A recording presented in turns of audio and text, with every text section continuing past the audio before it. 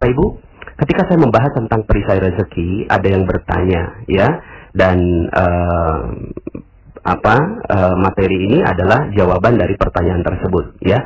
Saya beri judul materi ini lain ladang, lain ilalang, ya. Nah, Bapak Ibu, begini, ada pertanyaan, Pak Nas, kenapa kok orang-orang yang nggak kenal Allah, ya, orang-orang yang nggak kenal Allah, tapi kok mereka dikasih rezeki sama Allah, ya, mereka nggak sholat, nggak puasa, nggak haji, nggak zakat, gitu ya, kemudian tidak melakukan amalan-amalan soleh, tidak bersedekah dan seterusnya, gitu ya. Tapi kenapa kok mereka diberikan rezeki berlimpah oleh Allah Subhanahu Wa Taala, gitu ya? Sementara kita di materinya Pak Nas ini kok kayaknya kita jadi harus bersusah-susah untuk beribadah, begitu ya, untuk mendapatkan rezeki Allah. Oke. Saya jawab ya Bapak Ibu. Makanya judulnya adalah lain ladang, lain ilalang. Lain ilmunya Bapak Ibu, ya. Lain ilmunya antara kita dengan mereka, ya. Mereka-mereka yang tidak kenal Allah, mereka-mereka yang tidak kenal Tuhan, mereka-mereka yang tidak kenal akhirat, mereka yang tidak kenal tentang siksa kubur, mereka yang tidak kenal dengan padang mahsyar, mereka yang tidak kenal dengan alam hisab, ya. Mereka yang tidak kenal dengan surga dan neraka, sepanjang hidupnya berbuat zalim Bapak Ibu, ya. Mereka sepanjang hidupnya berbuat kesalahan, kezaliman, kejahilan, ya. Dan dalam Al-Quran disebutkan inna syirka la zulmun azim. Sesungguhnya orang-orang yang ingkar kepada Allah Subhanahu Wa Taala adalah sungguh kezaliman yang besar, ya. Nah, cuma orang-orang yang zalim ini Bapak Ibu, pernah mereka berbuat baik, betul nggak? Ya, mereka berbuat baik, Bapak Ibu. Mereka bikin handphone, mereka bikin mobil, ya, mereka bikin sarana-sarana kehidupan, gitu ya. Mik-mik di masjid itu adalah ciptaan mereka. Menyeberangi seorang nenek yang nggak bisa nyebrang, gitu ya. Kemudian memberi makan anjing, memberi makan kucing. Mereka berbuat baik pada hewan. Dan ini adalah perbuatan baik, Bapak Ibu. Maka Allah itu maha adil, ya. Allah maha adil. Allah itu memberikan kebaikan dan Allah maha membalas perbuatan baik, Bapak Ibu. Cuma, ya, orang-orang yang belum kenal Allah ini, Allah balas perbuatan baiknya di dunia, supaya di akhirat Allah tidak punya hutang lagi kepada mereka. Sepanjang kehidupannya di akhirat tinggal siksa demi siksa demi siksa kepada mereka, ya. Tapi Allah maha membalas perbuatan baik mereka, ya. Sementara kita, orang-orang yang kenal Allah, orang-orang yang kenal akhirat, orang-orang yang kenal surga dan neraka, orang-orang yang kenal dengan siksa kubur, alam hisab, padang mahsyar, adalah orang-orang yang selalu berbuat baik sepanjang harinya, sepanjang tahunnya, sepanjang bulannya. Kita berbuat baik Bapak Ibu. Kita bersyahadat asyhadu an la ilaha illallah dalam setiap sholat kita ulang-ulang lagi, gitu ya. Kita berbuat baik Bapak Ibu. Tapi pernah nggak Bapak Ibu kita berbuat salah? Pernah nggak kita berbuat dosa? Pernahkah kita berbuat khilaf? Pasti pernah Bapak Ibu. Maka Allah pun maha adil. Allah maha membalas perbuatan salah. Allah maha membalas perbuatan dosa. Allah maha membalas perbuatan khilaf. Tapi dibalasnya di mana Bapak Ibu? Di dunia. Buat orang-orang yang kenal Allah, perbuatan dosa mereka dibalas di dunia. Supaya apa? Supaya nanti di akhirat tinggal tersisa yang baik-baiknya saja. Maka wajar saja kalau seandainya orang-orang yang beriman kepada Allah, mereka berbuat durhaka kepada ibunya, didahulukan siksanya di dunia. Maka kalau seandainya dia disiksa di dunia, bersyukurlah. Kenapa? Karena tidak akan ada lagi bagian siksa nanti di akhirat, ya. Kalau seandainya kita sekarang jatuh, bangkrut, ya, dan seterusnya, ya bersyukurlah. Berarti itu adalah pengguguran dosa yang Allah Subhanahu Wa Taala dahulukan pengguguran dosanya di dunia, ya. Sehingga akhirnya nanti tidak ada lagi penghapusan dosa di akhirat. Kan senang, bahagia kalau sudah demikian. Maka dalam sebuah hadis disebutkan tidak adalah kesusahan, ya, yang dialami seorang mukmin walaupun dia hanya tertusuk duri, kecuali diampunkan dosanya oleh Allah Subhanahu Wa Taala, ya. Maka di sini jelas Bapak Ibu, ilmunya akhirnya berbeda, lain padang, lain ilalang, gitu ya. Mereka beda ilmunya, mereka hanya inginkan kehidupan dunia. Mereka hanya inginkan kehidupan dunia, maka mudah sekali bagi mereka untuk dapatkan dunia yang berlimpah. Mudah sekali, ya. Hanya cukup berbuat baik, ya, maka mereka akan mendapatkan kehidupan dunia mereka, ya. Begitu aja. Jadi kalau seandainya kita melihat mereka diberikan kemewahan, kejayaan di kehidupan dunia, ya nggak usah gimana-gimana. Emang mereka Allah memaha baik, gitu ya.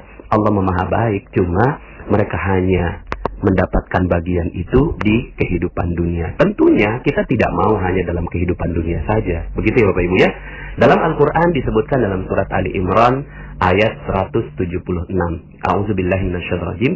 Wa la yahzunka alladziina yusari'una fil kufr innahum la yadurrullaha syai'a yuridullahu an la yaj'ala lahum hazzan fil akhirah wa lahum 'adzabun 'adzim. Janganlah kamu disedihkan oleh orang-orang yang segera menjadi kafir. Sesungguhnya mereka tidak sekali-kali dapat memberi mudarat kepada Allah sedikit pun. Allah berkehendak tidak akan memberi sesuatu bahagian pun dari pahala kepada mereka di akhirat. Dan bagi mereka azab yang besar. Nah, jelas Bapak Ibu, ya, jelas sekali dalam surat Ali Imran ayat 176 ini, Allah tidak akan berikan bagian kepada mereka nanti di kehidupan akhirat, ya. Jadi kalaulah mereka dapat surganya di dunia, ya biarkan saja. Nah sekarang tinggal ilmu kita Bapak Ibu, ya. Jadi kalau seandainya ada muslim, ada mukmin yang hidupnya sulit di dunia, ya, karena memang Allah ingin buat dosanya itu dihancurkan di kehidupan dunia, ya, maka kan doanya kita Rabbana atina fid dunya hasanah wa fil akhirati hasanah. Di dunia hasanah, di akhirat hasanah. Maka kalau ini pilihan hidup kita, ya. Jadi pilihan hidup kan ada 3 jadinya, ya. Pertama, bahagia di dunia dan sengsara di akhirat. Itulah orang-orang yang tidak kenal Allah Subhanahu wa taala. Buat mereka Bapak Ibu, sudah lepaskan, jangan pakai gaya hidup mereka. Anda nggak akan pernah bisa, gitu kan, sukses dengan gaya hidup mereka, karena mereka memilih bahagia di dunia, sengsara di akhirat. Nah, ada yang pilihan kedua. Pilihan yang kedua adalah bahagia di akhirat, ya, bahagia di akhirat, sengsara di dunia, ya. Nah, ini pilihan orang-orang yang masuk Islam tapi buat banyak dosa Bapak Ibu, ya. Dia udah Islam, dia mukmin, dia beribadah, dia sholat, ya, dia zakat, puasa, haji, ya, berlebaran ikut, ya. Terus kemudian dia juga beramal ibadah di kehidupan dunia, tapi mereka berbuat dosa Bapak Ibu, ya. Maka ini pilihan yang kedua. Orang-orang yang seperti ini sudah pasti akan sengsara di dunia, tapi mereka akan bahagia di akhirat. Nah, pilihan yang ketiga Bapak Ibu. Pilihan ketiga inilah pilihan magnet rezeki Bapak Ibu, ya. Pilihan magnet rezeki apa? Pilihan magnet rezeki bahagia di akhirat, juga bahagia di dunia. Maka kalau ini pilihan kita adalah yang ketiga Bapak Ibu, ya. Kalau pilihan kita adalah orang yang ketiga, maka tidak ada pilihan bagi kita, kecuali kita berhati-hati dari seluruh perisai-perisai dosa kita Bapak Ibu.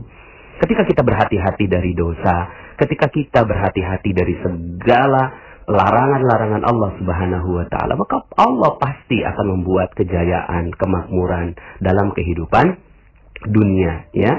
Nah, sebagaimana dalam Al-Qur'an dalam surat Al-Qasas ayat 77, Allah meminta kita untuk menjadi golongan yang ketiga Bapak Ibu, ya. Allah meminta kita untuk menjadi golongan yang ketiga. Apa bunyinya? A'udzubillahi minasyaitonir rajim. Wabtaghi fima ataqallahu ad-daral akhirah wa la tansa nasibaka minad dunya. Ya, dan carilah pada apa yang telah dianugerahkan Allah kepadamu kebahagiaan negeri akhirat. Jadi yang memang disuruh kejar tuh kebahagiaan akhirat Bapak Ibu, ya. Memang udah visinya visi akhirat, tapi wala tansa nasibaka minad dunya, tapi jangan kamu melupakan bahagian kenikmatan dunia. Tuh.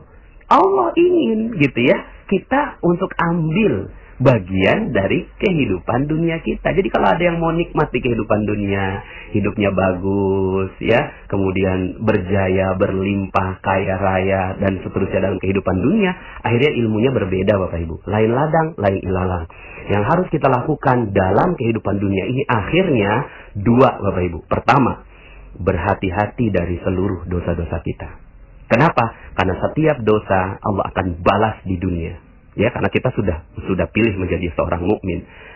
Allah akan balas dalam kehidupan dunia. Hati-hati Bapak Ibu, ya. Durhaka pada orang tua, suudzon kepada orang lain, atau buruk sangka kepada orang lain, kemudian keluh kesah kita dan seterusnya, itu nanti Allah akan balas dalam kehidupan dunia Bapak Ibu. Maka nggak ada pilihan lain bagi kita. Kalau seandainya kita mau hidup enak, nikmat di kehidupan dunia, maka berhati-hati terhadap ini semua. Jadi ini nanti akan saya bahas pelan-pelan terus, perlahan-lahan nanti saya tambahkan dosisnya dalam ilmu magnet rezeki Bapak Ibu. Nah, Allah juga buka di dalam Al-Quran surat ayat yang tadi, ya, wa ahsin kama ahsanallahu ilaik. Nah, ini rahasianya, ya. Rahasianya kalau mau hidupnya enak di dunia, kata Allah, berbuat baiklah kepada orang lain. Tuh, wa ahsin, berbuat baiklah kepada orang lain sebagaimana Allah telah berbuat baik kepadamu. Wala tabghil fasada fil ard, dan jangan berbuat kerusakan di muka bumi. Itu jelas. Allah minta kita jangan berbuat kerusakan. Berbuat kerusakan di mana? Di pikiran, di perasaan. Perasaan jangan berbuat kerusakan, Bapak Ibu, ya. Pikiran juga, ya. Kemudian spiritual juga, gitu ya. Kenapa? Karena Allah telah buatkan hukum. Ini hukum dari Allah Subhanahu wa taala. Innallaha la yuhibbul mufsidin. Sesungguhnya Allah tidak menyukai orang-orang yang berbuat kerusakan. Coba lihat Bapak Ibu, ya.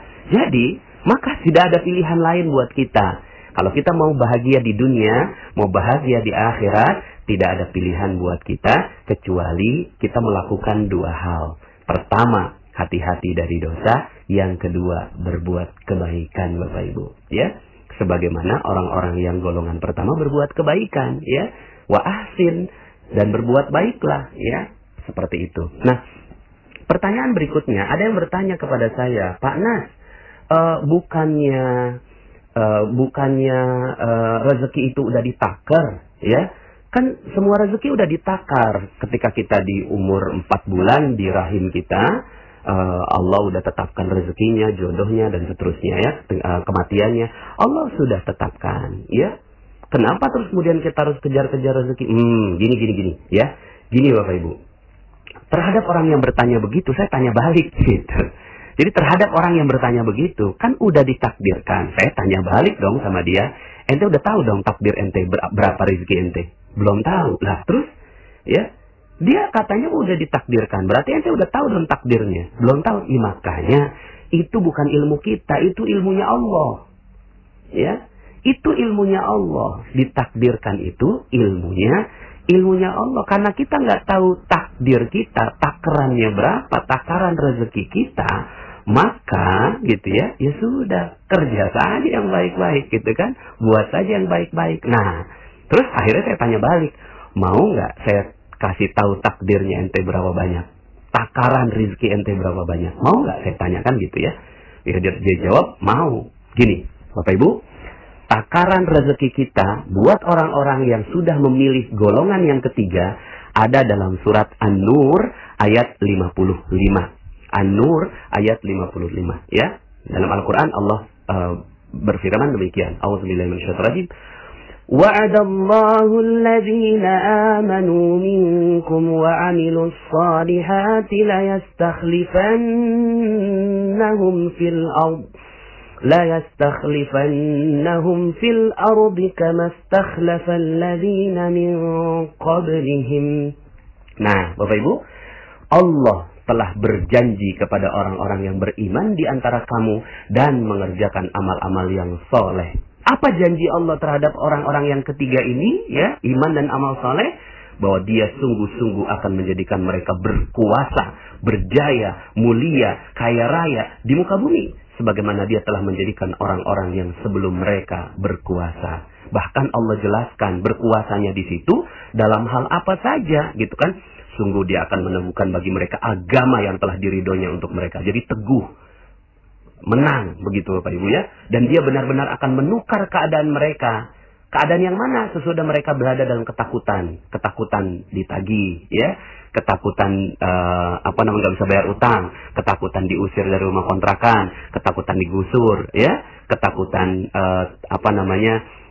secara politik nggak menang gitu kan, ketakutan, macam-macam ketakutan ya. Allah akan nukar ketakutan mereka menjadi aman sentosa. Begitu Bapak Ibu ya. Dan ciri mereka adalah mereka tetap menyembahku ya. Ya'budunani la yusyrikuna bi syai'a. Mereka tetap menjadi golongan orang yang ketiga, enggak jadi golongan yang pertama Bapak Ibu. Mereka tetap menyembahku dengan tiada mempersekutukan sesuatu apapun dengan aku ya. Wa man kafara ba'da dzalik fa ulaika humul fasiqun. Dan barang siapa yang tetap kafir sesudah janji itu, maka mereka itulah orang-orang yang fasik. Nah Bapak Ibu, ini janji Allah. Jadi takaran rezekinya orang yang beriman itu apa? Takarannya Allah kasih standarnya Nabi Sulaiman Bapak Ibu. Itu standarnya tuh ya. Kama stakhlafal ladzina min qablihim, sebagaimana diberikan kekuasaan kepada orang-orang sebelum kamu. Siapa orang sebelum kamu yang berkuasa? Ya Nabi Sulaiman, ya. Yang telah berkuasa, kemudian diulang lagi, ya. Di zamannya Umar bin Khattab radhiyallahu anhu diulang lagi, di zaman Umar bin Abdul Aziz diulang lagi. 14 abad kekhilafahan, ya, itu bertahan di muka bumi. Jadi Islam ini baru rendah itu 100 tahun Bapak Ibu, ya. Islam ini baru rendah 100 tahun, tapi sebelumnya dia berjaya. Kenapa berjaya? Karena mereka benar-benar beriman dan beramal soleh kepada Allah Subhanahu wa Ta'ala. Ya, jadilah golongan orang yang ketiga.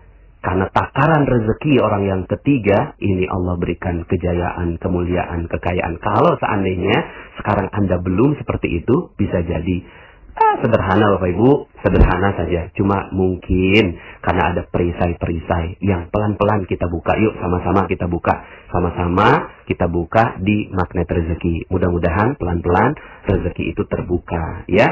Nah, sampai akhirnya Allah Subhanahu wa Ta'ala ingin agar kita ini menunjukkan kekuatan magnet rezeki Bapak Ibu. Kekuatan golongan ketiga ya.